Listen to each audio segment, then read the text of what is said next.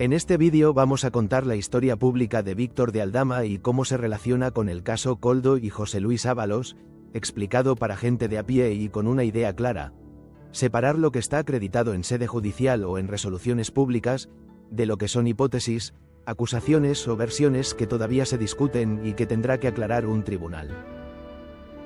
Porque en un caso así, el mayor error es confundir lo que se investiga con lo que ya está probado.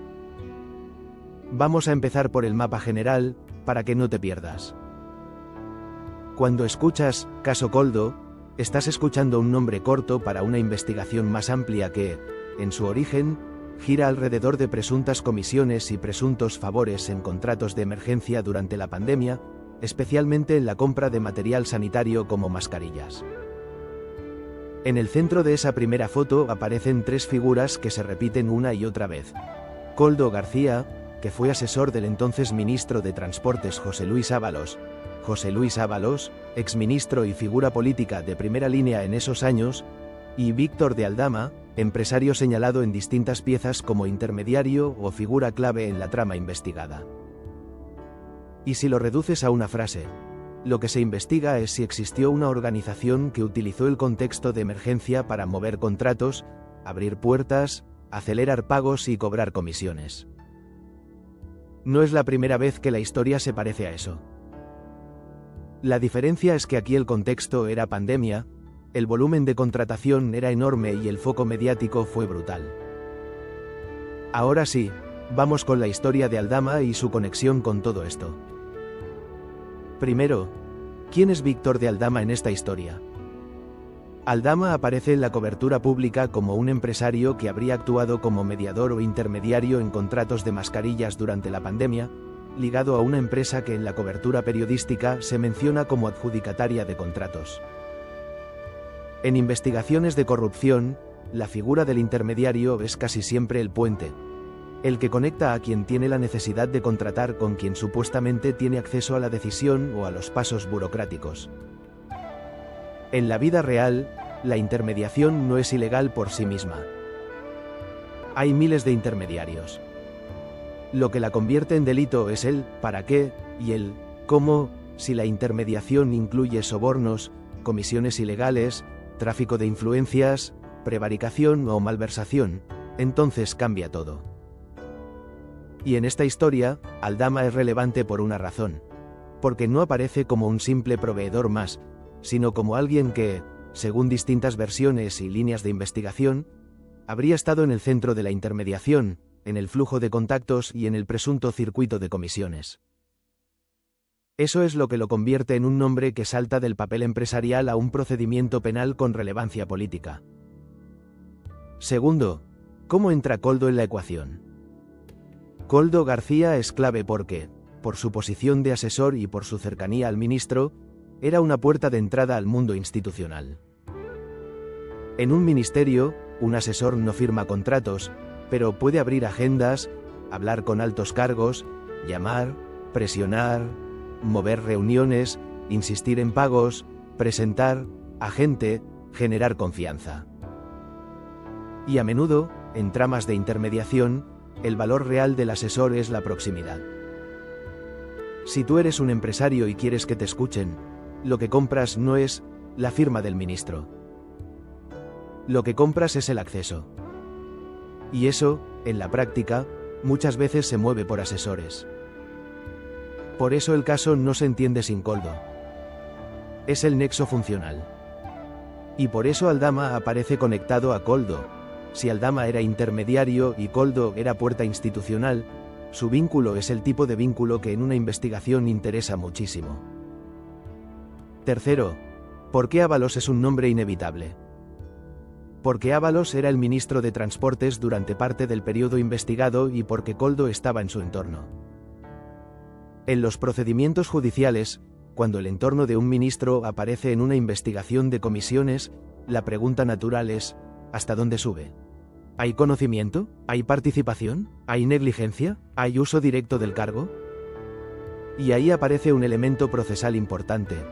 Durante un tiempo, Ábalos tuvo condición de aforado como diputado, y eso obliga a ciertos pasos judiciales específicos.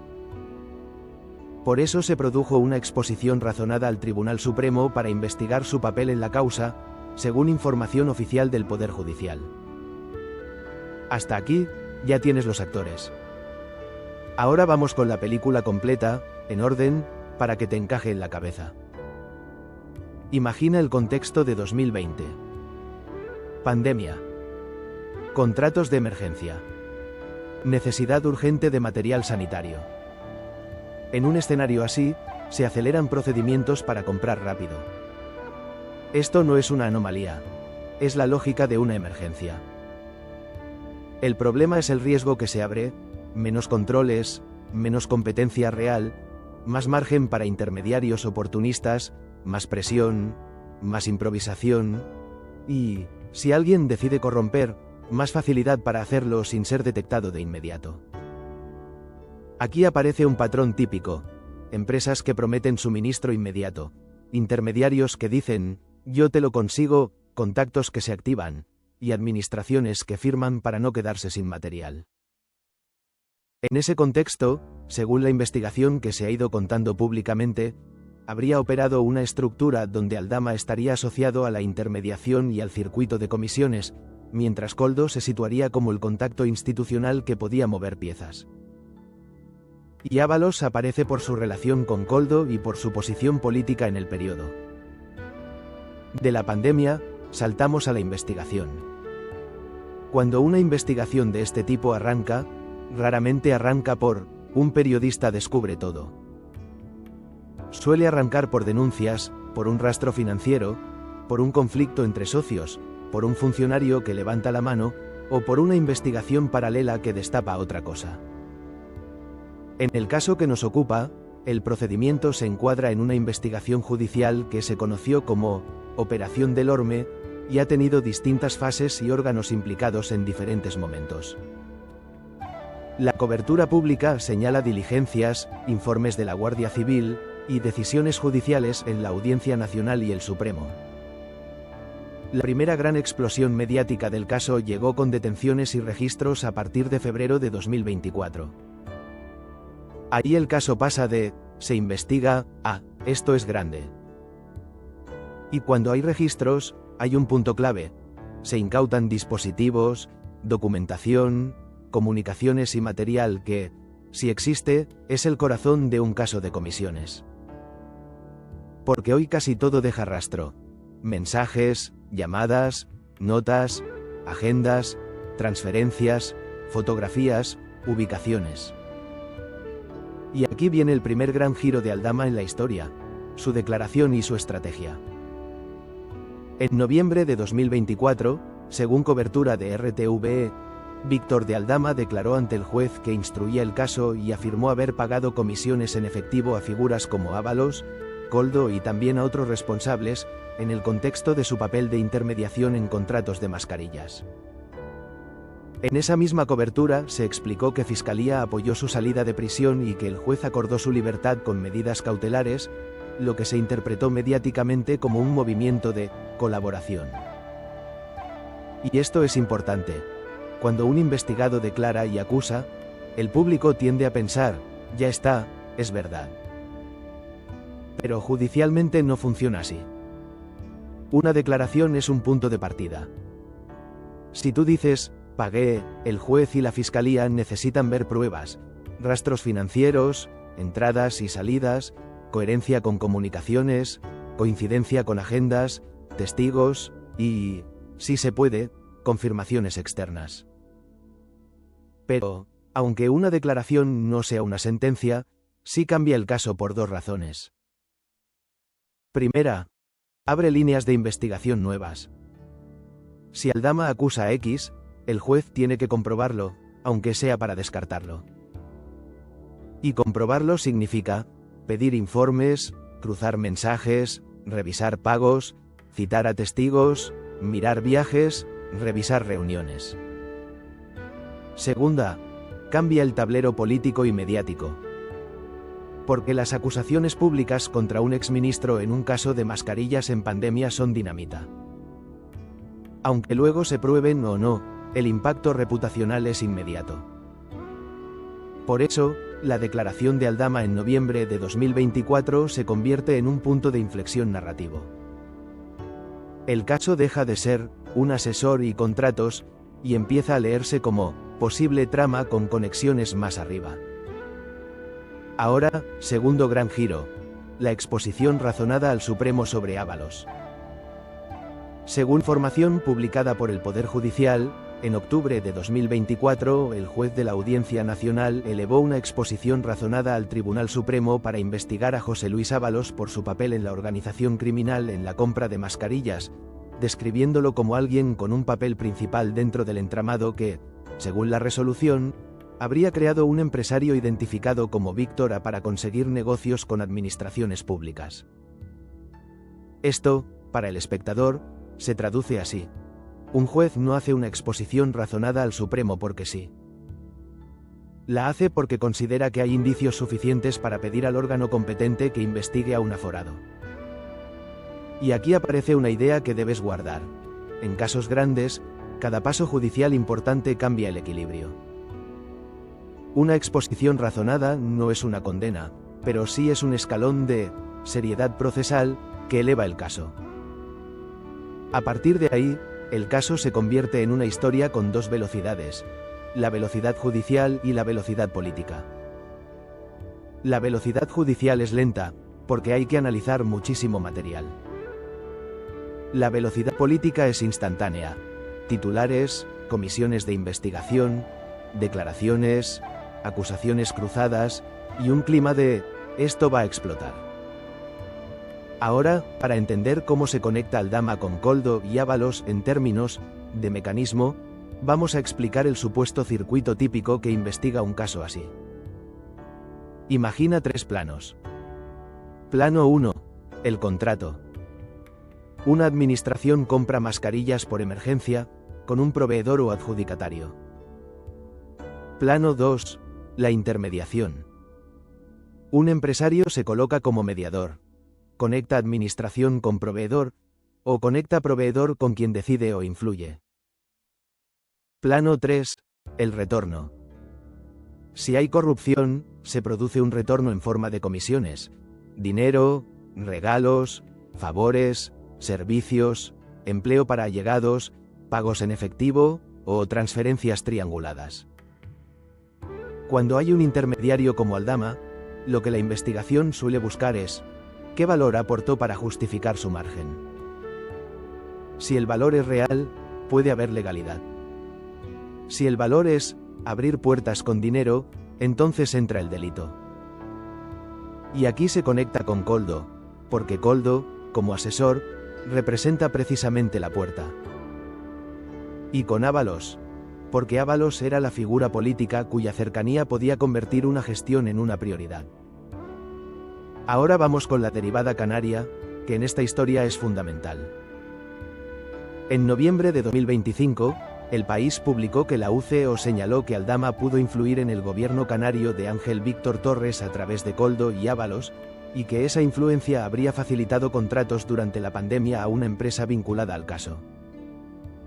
La cobertura mencionaba mensajes de WhatsApp incorporados al informe donde se hablaba de presión para agilizar pagos pese a objeciones técnicas.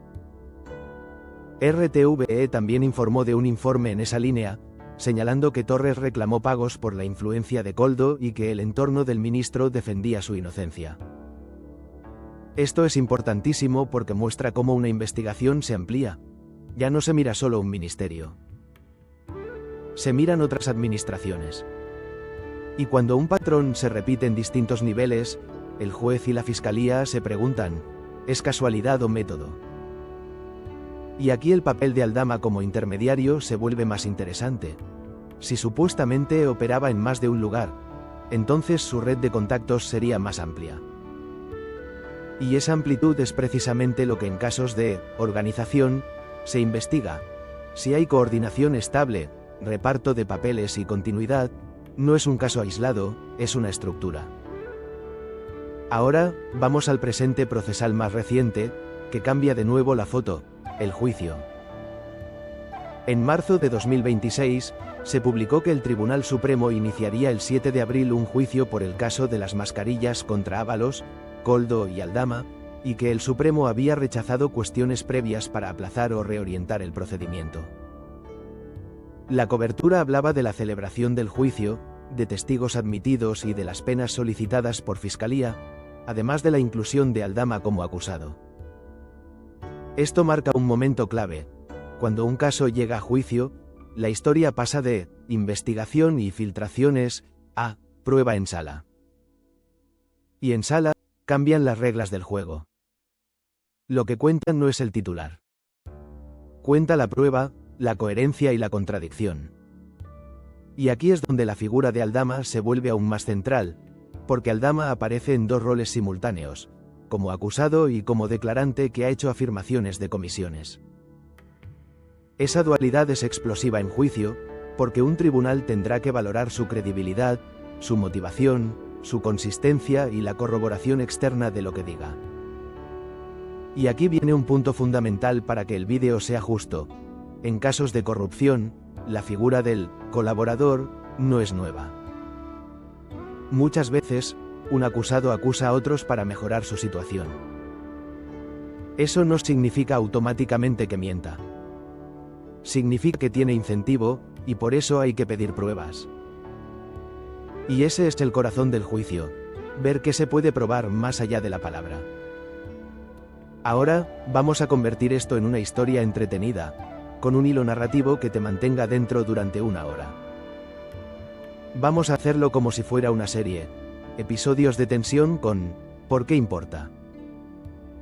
Primer episodio, la oportunidad. La pandemia crea un mercado de emergencia. En emergencia, la prioridad es rapidez. Y cuando la prioridad es rapidez, el control se relaja. Si eres un intermediario hábil, la emergencia es una autopista. Puedes decir, yo consigo, yo traigo, yo conecto. Y las administraciones, desesperadas, escuchan más de lo normal. Aquí es donde Aldama aparece como el tipo de figura que sabe moverse en esos huecos.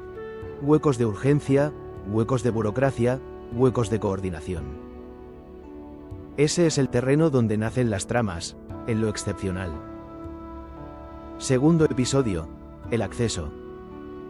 Un empresario no necesita conocer a todo el mundo.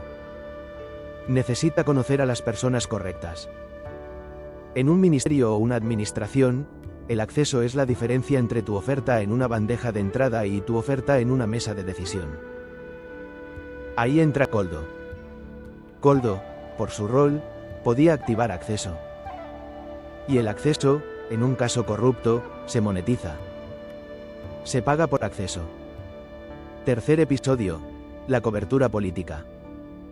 Cuando hay un asesor que abre puertas, la pregunta siempre es, ¿quién lo cubre? ¿Quién lo tolera? ¿Quién mira a otro lado? ¿Quién se beneficia? Esa es la pregunta que hace que Ábalos aparezca. Y aquí viene un matiz. Incluso si un ministro no cobra, puede ser políticamente responsable por tolerar un entorno corrupto. Y si cobra, cambia a penal. Por eso, en términos de relato, el ministro es siempre protagonista, por acción o por omisión. Cuarto episodio, el rastro. En una trama, el dinero se intenta ocultar. Pero el ocultamiento deja rastro, efectivo, anotaciones, transferencias, sociedades, intermediarios, viajes, gastos que no cuadran. Cuando hay registros, el rastro se convierte en el combustible de la investigación. Y aquí es donde un caso se pone serio, cuando hay dispositivos incautados, mensajes, audios y documentos. Quinto episodio, la declaración que lo cambia todo. Aldama declara en 2024 y hace afirmaciones de pagos. Esto cambia el caso mediáticamente porque pone nombres y cantidades. Y cambia el caso judicialmente porque obliga a comprobar esas afirmaciones. Y aquí hay un giro muy humano. Si tú eres Aldama y estás en problemas, tienes dos estrategias típicas. Una, negar y resistir. Otra, colaborar y acusar, aportando información que pueda interesar al juez y la fiscalía. La cobertura pública sugiere que su declaración y su salida de prisión se enmarcaron en esa segunda dinámica. Sexto episodio. La escalada institucional. El juez eleva exposición razonada al Supremo sobre Ábalos. Eso es un salto institucional. Y muestra que, al menos para el instructor, hay indicios que justifican mover el caso al órgano competente. Este episodio tiene efecto en cadena. Se intensifica el debate político, se multiplican las comisiones de investigación y se eleva el coste reputacional. Séptimo episodio. Canarias, el patrón y el método.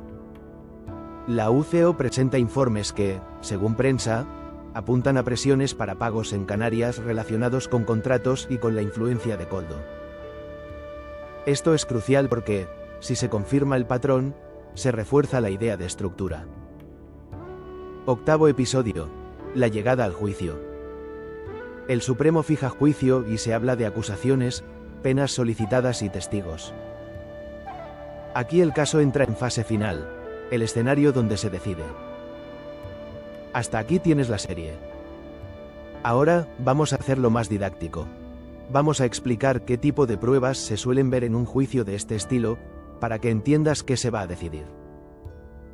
En un juicio de comisiones y contratación pública, hay 4 pilares probatorios típicos.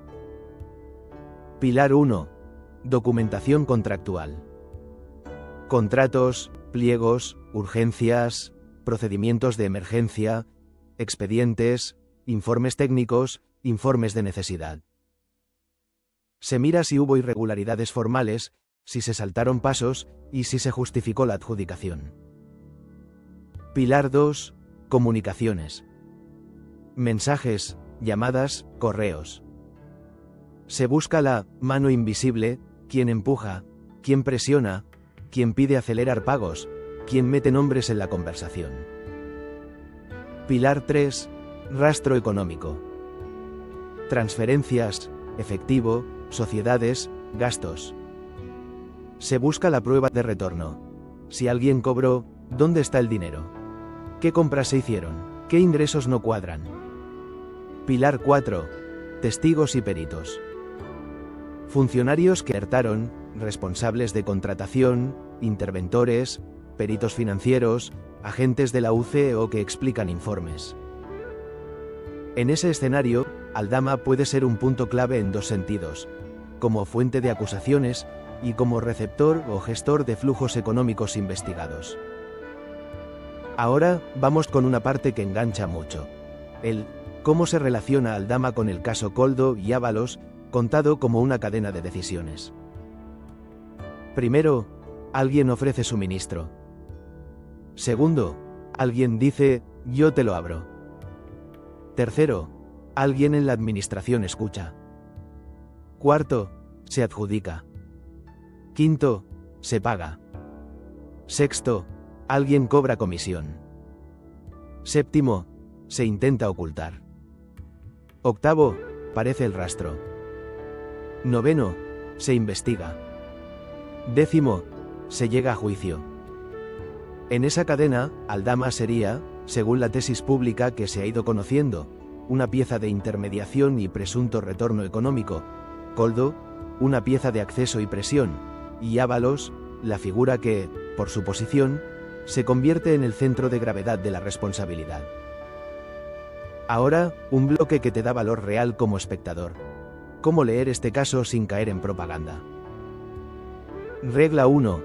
No confundir acusación con prueba. Que Aldama diga, pagué, es una acusación. Es relevante. Pero necesita corroboración. Regla 2. No confundir investigación con condena. Que un juez pida investigar a alguien no es condena. Es indicio y petición de competencia. Regla 3. Mirar la ruta del dinero. En corrupción, el dinero es el lenguaje. Donde el relato falla, el dinero habla. Regla 4. Mirar la coherencia temporal. ¿Encaja lo que se dice con las fechas, los contratos, los pagos y los mensajes? Regla 5. Diferenciar responsabilidades. En política hay responsabilidad moral y política, en derecho penal hay responsabilidad penal. No son lo mismo. Ahora, vamos a hacer el tramo final del guión como un resumen extendido, para completar la hora con buena retención. Si miras la historia de Aldama dentro del caso Koldo, su figura aparece como la del empresario que supuestamente opera en el borde entre la oportunidad empresarial y el acceso institucional, en un contexto excepcional como la pandemia. En ese contexto, la urgencia abre puertas y reduce controles. Y si hay un circuito de comisiones, ese circuito necesita un motor humano, alguien que conecte mundos. Aldama sería ese conector, Koldo sería la palanca de acceso, y el entorno político sería el lugar donde la palanca hace efecto. Luego llega la investigación y el caso sale a la luz con detenciones y registros. Con registros llega el rastro. Con el rastro llegan informes. Con informes llega acusaciones cruzadas. Y Aldama, en un momento dado, decide declarar y poner nombres y cifras. Eso cambia el caso, porque obliga a investigarlo todo y porque eleva el impacto político. Después, el juez eleva al Supremo una exposición razonada sobre Ábalos. Eso consolida la importancia institucional del caso. Luego aparecen derivadas territoriales como la de Canarias, donde informes de la UCO, según prensa, describen presión para pagos y conexiones con el mismo circuito. Y finalmente, el caso avanza a una fase de juicio en el Supremo, donde Ábalos, Koldo y Aldama se sentarán en el banquillo y donde las versiones tendrán que sostenerse con pruebas. Y aquí viene la conclusión más útil para ti. El caso Aldama-Koldo-Ábalos es un ejemplo perfecto de cómo funcionan las tramas modernas cuando existen. No necesitan una firma explícita de un ministro. Necesitan un ecosistema de acceso, urgencia, intermediación y retorno. Y cuando ese ecosistema se investiga, la clave no está en los discursos, sino en los rastros, comunicaciones, dinero y decisiones administrativas. Ahora, cierro con preguntas finales para comentarios, porque este tipo de vídeo vive de debate bien hecho, no de insultos. ¿Qué te parece más determinante en este caso?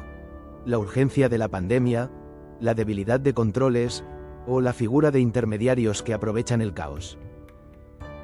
¿Crees que en España la contratación de emergencia está suficientemente blindada para evitar comisiones, o debería reformarse con controles automáticos? ¿Y qué debería pesar más en un juicio de este estilo? ¿La declaración de un intermediario que acusa o el rastro económico que confirme o desmienta? Déjamelo en comentarios con una razón, sin insultos. Porque si algo ha demostrado este caso es que el ruido tapa la verdad, y la verdad, en un juicio, siempre termina dependiendo de lo mismo: pruebas.